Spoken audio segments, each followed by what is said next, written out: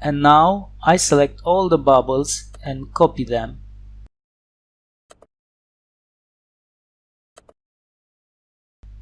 I arrange them a little. I also arrange a little the animations so they start at different times.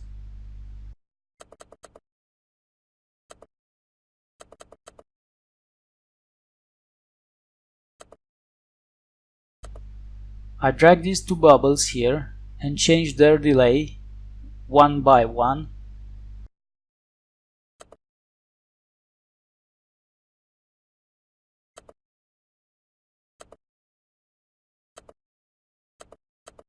You can experiment with different timings.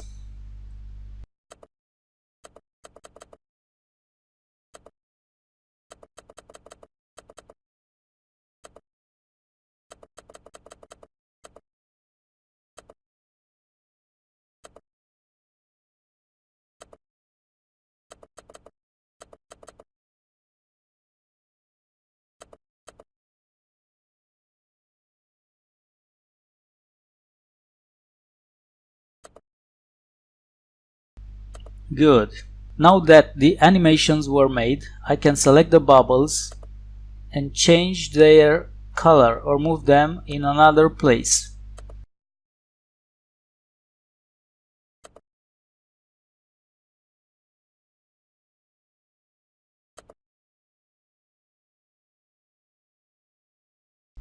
I work a little bit with the animations to look better.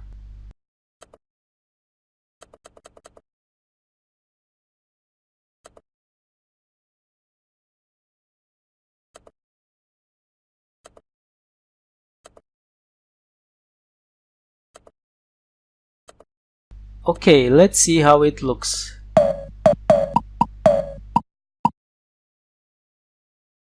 Okay, now let's see on the whole screen.